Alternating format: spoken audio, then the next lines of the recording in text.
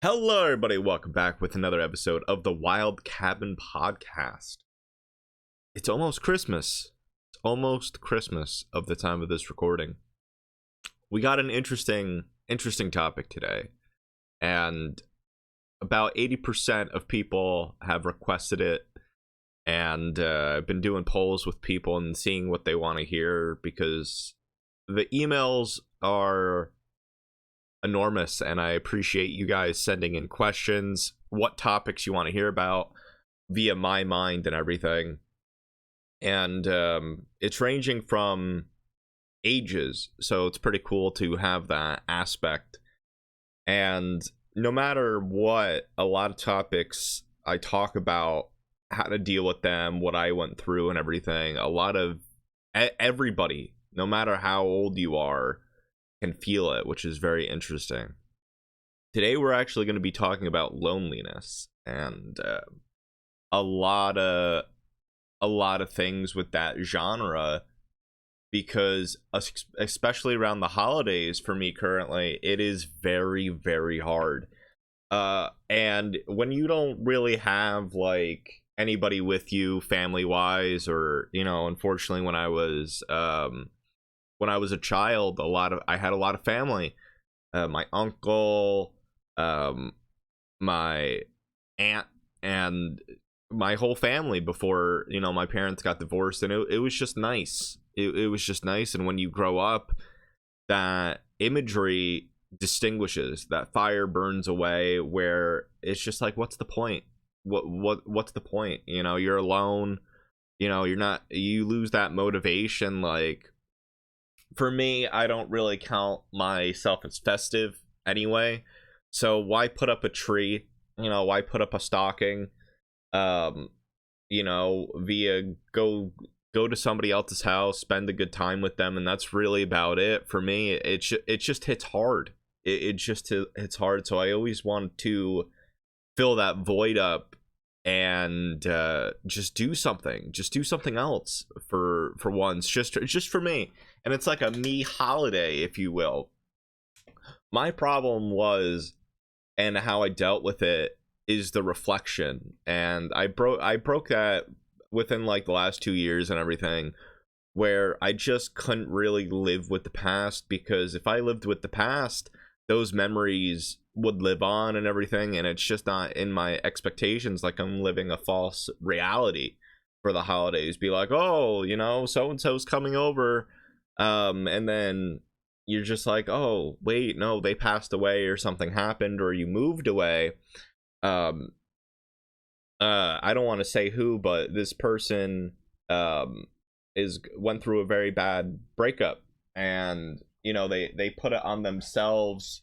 And I mean, with every relationship, really, it's never a 50-50, but I know this person reached out a few times, and they've been hurting, and especially that, where you thought you loved someone and trusted someone, and it just fucking sucks. And then especially around the holidays, it's just like, well, I wish they were here, but they fucked me over good.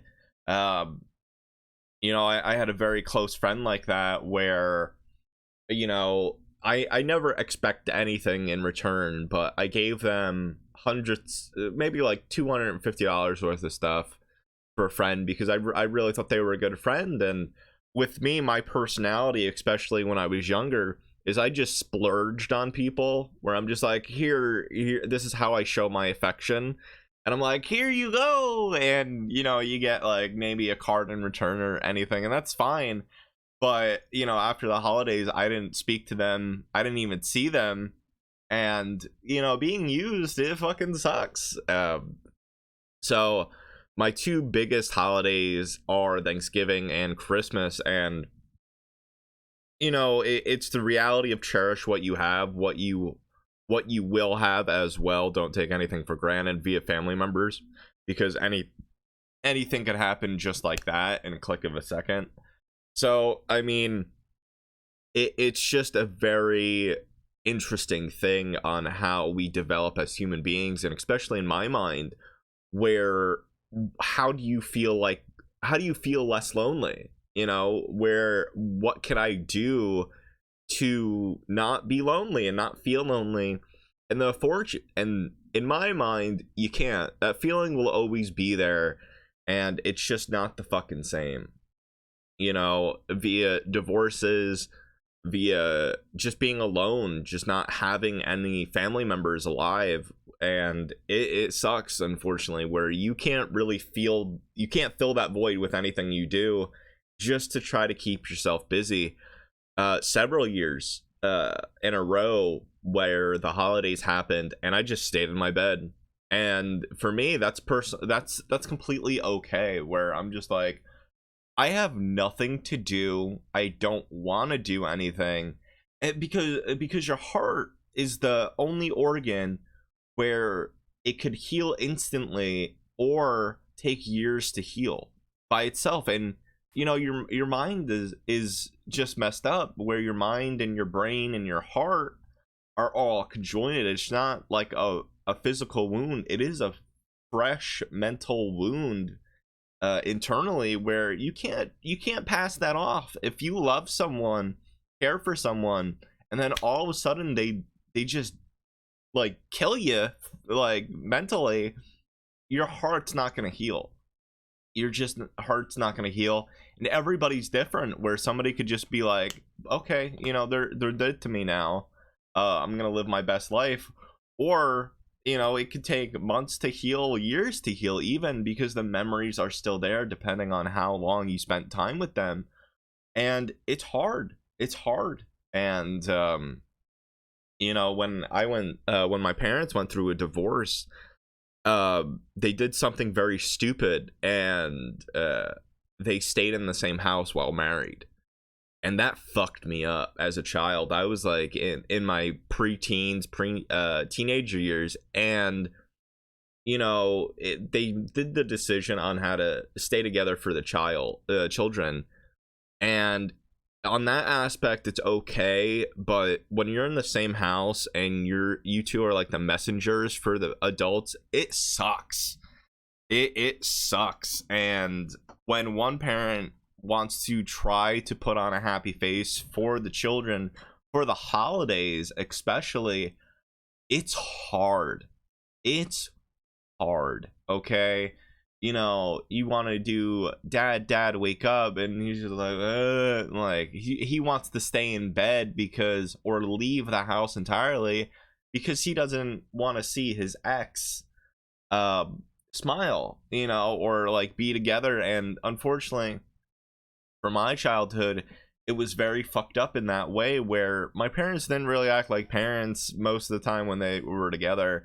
And it was a process on trying to get that over with.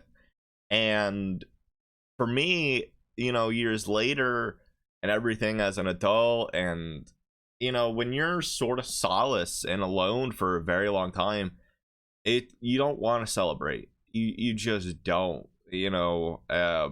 And of course it changes on what household you're in and everything. But one thing my dad always said, it's just another day. It's just another day. And for me personally, for everything, it stuck with me.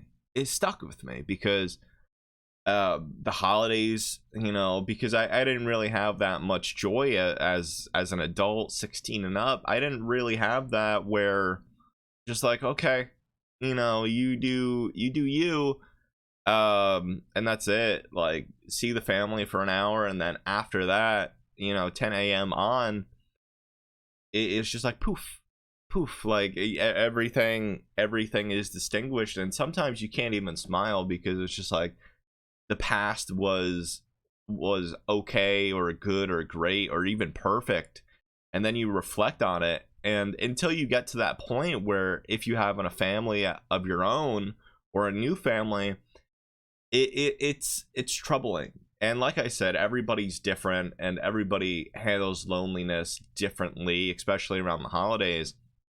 But this was just such an overwhelming topic, where a lot of people reached out, and I've talked about this before, and they just wanted more in depth, like what do I do, or what can you do?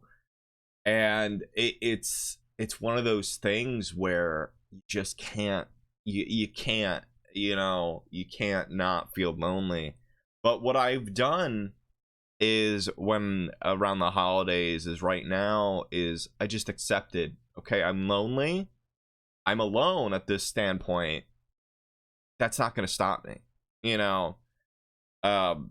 for me, I've known other people go to a restaurant, go to a club, hang out with friends and everything. And for me, that doesn't really work because I don't have friends near me. They live in another state, and that's not really a reason not to go. It's just, I personally want to face this battle head on, where I'm just like, and friends aren't like that weak standpoint where I used to believe, where you should do everything by yourself to make you a stronger person, and that's not really correct. I've had a change of heart where a lot of people have friends or loved ones that they don't even realize, and you need a reflective moment to make me realize, oh, maybe this person is with me, or whatever the factor may be. Is a lot of people don't take time to reflect, be like, oh, this person cared for me or helped me or whatever. And I recently had I had a mental breakdown months ago, when my uncle died, and that physical aspect really put me to the breaking point where who really gives a shit and who really cares. And I talked about this last episode, but it is really true, especially when you're lonely, because if they're not there at your worst, what makes you think they're going to be there at your best and care for you for what you are, who you are, or what you want to be? And it's just such a mind fuck, if I'm honest with you. It is just a mental mind fuck where, even years, went by, or everything, and you just had to take everything in perspective. Oh, is this person using me? Am I using them? And it's just mentally exhausting, and you can't really do it in a day, but it takes a mental realization. And unfortunately, I had definitely a long time of not fake friends, it's just more allies or acquaintances, where the type of people that would make you like help you move your couch, and they've always had better plans to do or better things to do, and that's completely okay. You need that one-off or whatever, and it's just like, oh man, what the fuck, But I've also realized, by talking to a lot of you and just seeing people in general, where if you're lonely, a good void is a pet. And as silly as that sounds, where every owner of a pet has lost stress about 60%, which is insane. And for me, I guess it's just the household I grew up in as well. It's not that I don't want a pet, it's just, for right now, I want to get shit handled and everything. I think that would be great and everything. And if you have a pet and still feeling lonely and still feeling, solace around the holidays, it's really hard. It's really hard. And as I've said previously, it is okay to stay in your bed. Plain blunt, it's okay to stay in your bed. Just think about shit and handle it. Everybody has a coping mechanism, via bad, good. For me, there's not a lot of coping mechanisms. It's just that realization where if you're lonely, there are so many ways to meet people now. And I'm not going to say there's not an excuse to not feel lonely, but there is that premise there to evolve as human beings, because one of our natural instincts is to help people out, and helping people, in my experience, could just be as bad as hurting people. Because once you help somebody out, and you help and help and help and help and help and help, and you get nothing in return, to a certain extent, you may be like, okay, you're not expecting anything in return, but you're over giving. Especially for me, I almost gave everything I had money-wise to somebody until I realized, oh, I'm being taken advantage of. And they may say you're your friend or whatever, and it's just the false Morado of there are good people in this world and there are scums in this world. There are bad people in this world. But just because you think giving is good could also be a negative influence on them, and you're basically not hindering but helping their addictions or anything as well. And it's just a world we live in. And you may be like, my natural instinct isn't to help people. Well, there could be several reasons to that. You could have been hurt in the past. You could have been afraid to be hurt.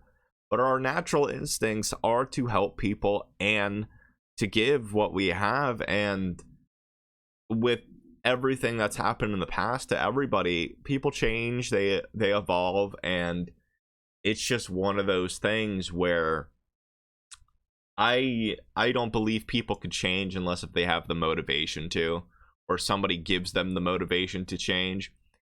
It's just my aspect. And if you try to help somebody and nurture them and help them and care for them, love for them, and then you give them a second chance and then they do it again, who's really to blame? Who's really to blame there? And it's just the expectation of wanting them to change to help them help you, if that makes sense. And it's just natural. It's just natural, and nobody is to blame there. Once you given them the second chance, nobody's to blame there. Because if you blame them for doing it again, you could also say you could blame yourself for giving them a different try. And that's the hard reality of it. Like, I love what I do here. I honest to God love what I do. I get to say my opinion, and people could agree, disagree, or ponder on what I say. And I like that. I truly do. And I love taking criticism. I love getting your emails and saying, this is what I think. And I love them. 9 times out of 10, I respond to the emails as much as I can. And it's just a factor on, I think eventually everybody will feel lonely, and we use media as a coping mechanism to feel like there's somebody out there that cares for us. And via media that has helped so many people, myself included, where I never thought I could reach out to so many people that really care. And back then there was only like really forums or AOL or chat rooms, and now we have all these different communities, especially on like websites like Reddit or Discord or Instagram, TikTok, Facebook, Twitter. The list goes on, where all these platforms, you could share your ideas, you could post what you think, and 9 times out of 10, guess what? People don't give a shit. People just don't give a shit. Wow, you did a fucking dance on TikTok. You fucking cosplayed or fucking showed your boobies or showed your schwang. It in reality, nothing fucking matters. But for that split second, wow, this is interesting. This is happy. It makes you feel as many emotions as you can, just trying to feel like somebody's there on the other side of that screen. And it's fathomable. It truly is, to really feel that. And never in a million years people thought, wow, we could touch people with different forms of media or anything else, where all I see is I don't know if I made an impression on people. I don't. But the thought process is just like, wow, whoever listens to this, I can make them happy just for maybe an hour, 30 minutes a week or something.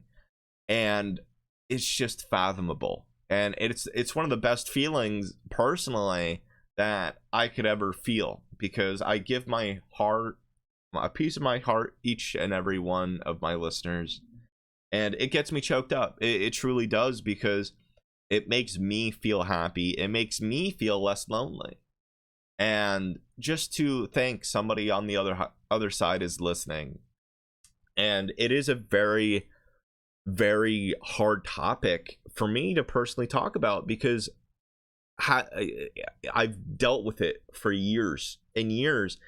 And for me, the loneliness is just, it makes you stronger, yet it makes you more vulnerable in a lot of ways, because once you're lonely for a certain amount of time, your heart becomes fragile. Your heart becomes fragile. It becomes needy. It becomes, I want attention. And for the first person that gives me a hug, I will love them forever, for an example. And it comes to the point where there's certain stages of a heart, in my opinion, where it can become super fragile after a long time. But then after a few more years or a few more months, or depending on who you are, your heart becomes stone again. And it becomes harder to let people in. There is a rock or a stone or a shield that is protecting your heart, because you don't want to let anybody in now. You're just like, this person fucked me up real good. And yeah, I hate being lonely, but I don't want to get hurt again, because then I'll feel like this, and the cycle repeats.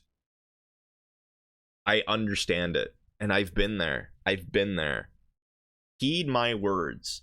And very rarely I say heed my words, but if you're just listening to this, doing whatever, this is what I want for you to know at all this podcast. Every person in this world is different. And that is wrong of you to compare somebody else to somebody else that hurt you before. Everybody is different, and people don't realize that. And a lot of people group other people's up. Oh, this person reminds me of this person reminds me of that. Your name is similar to this person's name, or is exactly the same, or whatever the factor may be. That is wrong for you to do. And it's fucked up if you really analyze it deeper, where that is your fault. And it's not saying you deserve to be lonely, but that is a main reason on why you could be lonely. And just giving nobody a chance to a certain way, or anybody else, is your fault. Where it's your fault why you're lonely, and being hurt and everything. It's natural. And if you don't want to get back in the game, or somebody's forcing you to meet somebody when you're not mentally ready, you got to tell that friend, back the fuck off. You know, this is what I need to do. This is how I need to heal. And everybody goes through their stages of grief or loneliness, or whatever you want to call it. Is at the end of the day, you're hurt. You're hurt in some way, shape, and form. You're sad, you're angry, you're distorted, you're blaming yourself for something that is not your fault. And the realization it varies from person to person. The heart is the biggest enigma of doctors. They could give you all the facts, how many beats your heart's beating, how many blood cells you have, where your veins go, and everything. But nobody could give you an exact answer on what it really does. that may sound like, Joe, you're dumb. The heart pumps through my body and gives me life.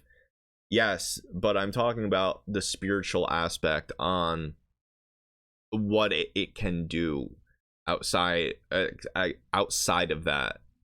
People may think I'm crazy, but in my personal opinion, the heart is just a very big enigma, because it is the only thing, the only part of your body that could heal and hurt you at the same time. And it's amazing, and I love it. I think everything makes us stronger in a lot of ways, especially when you're dealing with that with a spiritual level. And for me, it's been hurt, it's been pummeled, and it's been crushed. And it's been healed. Sometimes I've went on journeys alone, and others, people healed my heart just by being with them. So your heart could grow stronger and it could grow weaker depending on what happened. And during the holidays, as I've said, it is extremely, extremely hard for me. And I know for a lot of you, it could be the same. What I would suggest, keep your mind busy, play some video games, do some sewing, read a book, or something, something to get your mind in another world. Personally, what I do is I truly meditate, and a lot of people have also been asking me about what is my meditation routine, what do I do via meditation, what do I think about, and everything. So that may happen in another episode. But for me, it is my own way of drifting off to another world, not forgetting about my problems, but how to deal with them, and just getting a clearer mind. And it is really one reason on how I've become better, because for the longest time I forgot about meditation. Everybody does it differently, and since I brought it back in like June, and I can't tell you on how I've lost my smile. I've lost my smile, and to really find it months ago and not really stop smiling, it's a good fucking feeling. And it is a hard premise. It is a real hard premise. Maybe this will be a two-parter. I truly don't know, because loneliness is a hard feeling to overcome. And I'm not here to BS people. I'm really not. I'm trying to be honest and tell you how I feel, how I've dealt with it, and how you could deal with it. But on the aspect of it, everybody is different. And I just hope, if you are lonely, just know that you'll get through it and you'll be stronger at the end. And I truly believe in you. The biggest thing is you just got to believe in yourself. And that's the hardest pill to swallow. Believing in yourself, believing that you could do it, is a hard pill to swallow. But never neglect yourself. Never blame yourself for anything, why you're lonely, or why you haven't met the one, or why anything. It'll happen. You just put yourself out there, and that's it. And if you don't put yourself out there, that's the hardest pill. But you got to do it when you're ready. If you're not ready, you're doomed to fail. But look in yourself in the hard mirror, visualize it and everything. That's when you'll know you're ready. And I truly, truly believe everybody here listening and beyond should never feel loneliness, but it is only natural, and you'll overcome it. I know this was a shorter episode, but I think honestly, just like last episode, I put all my heart and passion into it, more than usual, and it was really a good one. It was really a good one. And thank you again for the feedback on last episode. And we're debating on if we're going to make these episodes longer or shorter, keeping it around this episode. And if I do it around this time, there will be more than one episode per week. So do keep that in mind. Keep on sending me emails at MrJoeWilde at yahoo.com. Mr. is MR, JOEWILD at yahoo.com. But let me know what your feedback is. Let me know how this episode impacted you, how you overcame loneliness, and if you are lonely, tell me all about it. Thank you all for listening. I hope you're happy because you made me happy. Take care, and I'll see you all real soon, and happy holidays. From Joe Wilde, signing off. Bye-bye.